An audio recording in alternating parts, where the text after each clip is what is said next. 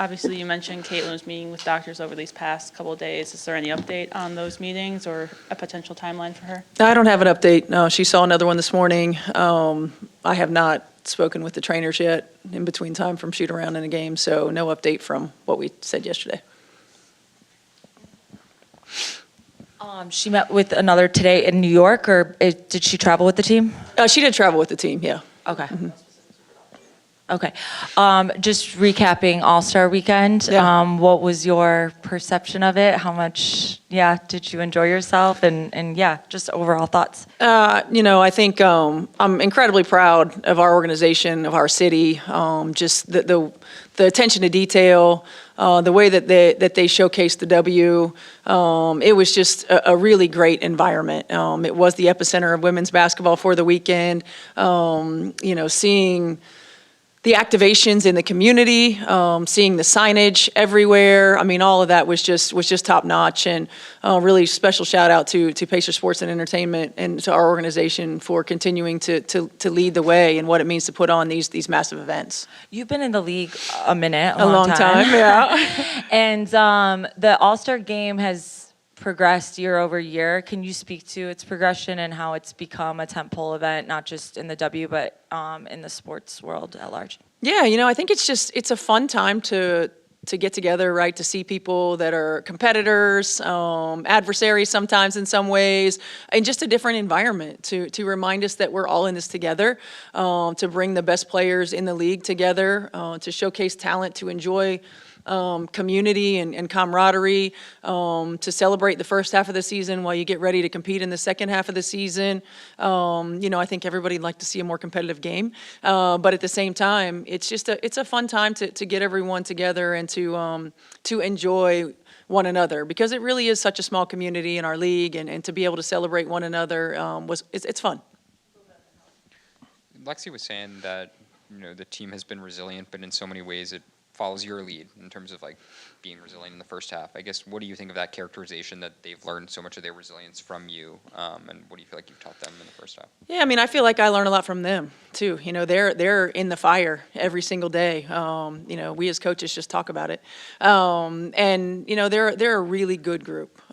They fight for each other every day. They play for each other every day.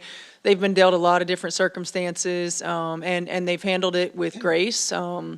With humility, and haven't felt sorry for themselves, right? And we've just continued to chip away, and I'm proud of them for that. I think we've continued to grow through that, which I think is important, and I think will pay dividends down the line. I think players have gotten experience that they may not have been able to get if we hadn't have gone through what we've gone through already. And now it's just about us continuing to navigate putting those pieces together. Just when it seems like we start to get a little bit of a run, a rotation, a consistency, we've had another setback, but that's also part of professional sports. And so I think they've done a great job of handling it, and I'm looking forward to trying to see less of those moments in the second half of the season.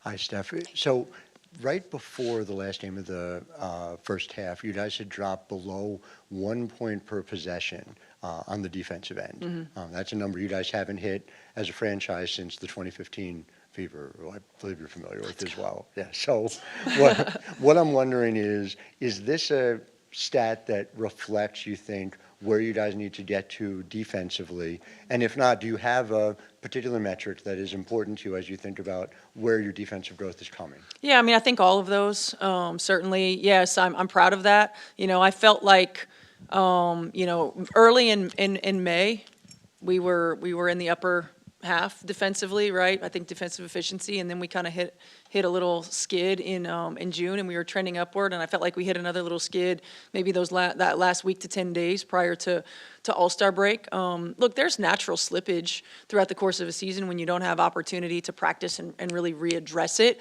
I felt like our slippage happened in terms of disruption and how we were or were not disrupting offense. So we've got to continue to do that. Yes, I'm proud of that. Look, I didn't expect for us to go from where we were to the top, but we need to be middle of the pack, upper middle of the pack in order to give ourselves opportunities for success. So I'm proud of the way that this group has really embraced that. And now it's just about doing it consistently and doing it game over game, no matter the opponent. Because you play better opponents, they're going to exploit different things, and you've got to be able to make quick adjustments, and you've got to be able to live with the things that you're willing to live with, and really, really believe in that. Steph, Sandy said before that she gave Stewie and Sabrina yesterday off to recover. They're going to have a light week. Shoot-around's probably not due them because they had a lot of stuff going on with the All-Stars.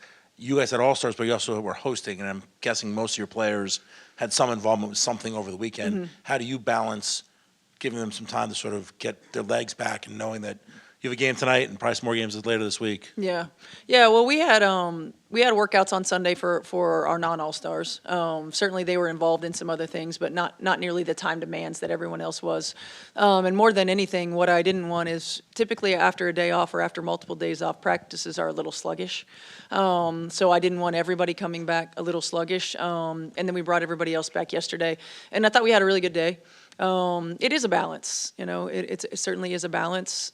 Thankfully, AB's young, Kelsey's in the mid range, right there. But we also know we have work to do. We know we have work to do, and so it's always a balance for us as coaches. Sometimes we get it right, sometimes we don't. But it did help that our players were not having to travel on Sunday or Monday, and that we were home. All right. Coach, obviously every game is important, but right out of the break, you faced the two most recent WNBA champions, probably the most improved team in Phoenix, I think, and then Chicago as well. How important is the start of the second half of the season? I know every game is important, but how important are these next 3 to 4 games? It's really important for us. It's important for us to come back and to set the tone. It's important for us to recognize, where we are in the point of the season and the sense of urgency that it demands from us daily, every possession. But we also have to play the game that's right in front of us and play the possession that's right in front of us. So right now it's New York, and really focusing on being better than we were the last time that we played them. Our attention to detail has to be better. And hopefully our consistency on both ends of the floor. We've had a couple of days of practice, which is really good, has been really good for us, and our team always tends to respond when we're able to do that. Steph, I just spoke to Sid, and she said that you were at her comedy Yes. show. So I have to know, how did you think she did? And just in general, talking about the Sid Colson experience, what have you learned about her that, you didn't know before? I love how you said the Sid Colson experience. She did great. I'm so proud of her. I know that she's done it before, but to do it in an environment like that was incredible. She was amazing. Someone asked me, what's it like to see Sid up there doing that? I'm like, well, we see it every day, right? There's comedic relief. There's improvisation every day in practice, every day that you're around her. I mean, she's one of the funniest people that I know. She's got perfect timing and when to do it, right? And the thing is that it's part of her leadership style, and it really does do a good job of kind of letting everybody take a deep breath, right? Like it's serious what we do, but it's also not serious what we do, right? We play the game of basketball. We coach the game of basketball. It's a kid's game. It's something that we've done our entire lives. And so she really knows how to disarm people and bring it back down, especially in those high-pressure moments. She's obviously a wonderful human being. She's a coach on the floor. She's a coach in the locker room. I always tell her when she's talking to her teammates on the sideline or on the bench, get the board out, write it down. I mean, she's seeing it exactly like we see it. Her basketball mind is incredible. I kind of secretly hope that maybe she does comedy and coaching when she's finished playing. But I'm so thankful that we have her on our team, on our roster, and as a human being in our lives. Coach, piggybacking off that a little bit, I was talking to Sophie on the court, and she says she takes it as a little bit of a personal responsibility to keep everybody together. Mm-hmm. Is it hers? Are there any specific voices that have helped you the most in navigating the turbulence? Yeah, those two for sure. Sophie is just, her personality is just infectious. She is naturally a gifted leader. She's naturally a connector. She brings great energy, and so her voice carries. People listen. People are impacted by it. She knows the right thing to say. She's another one that really has a coach's mind. And she leads by example with how she shows up every day. And so certainly Sophie and Sid have been great voices of reason in our locker room, continue to be. AB as well. I think AB's one of the best leaders that I've been around. She's got great perspective. She's a high IQ player. She's young in terms of her experience in our league, but she's wise in terms of her basketball experience and knowledge. And so, to have multiple players on your team who can bring those perspectives, who can bring that balance, who can use their voice is really important, because ultimately as coaches, you want player-led teams. Player-led teams are the best teams, and our team is becoming that. Steph, it's extremely rare in the WNBA for, a team to have a midseason acquisition, especially at the level of, Emma Miesemann. Yeah. So I guess I'm just curious, two-part question for you. Reaction when you hear that the defending champions bolstered their roster by getting yet another player of her caliber. Mm-hmm. And then also, heading into this trade deadline, I mean, there's going to be so much, there's the potential for more movement, knowing that a lot of these players are on expiring contracts. So both those, if you don't mind. Yeah, well, my reaction is, oh, geez.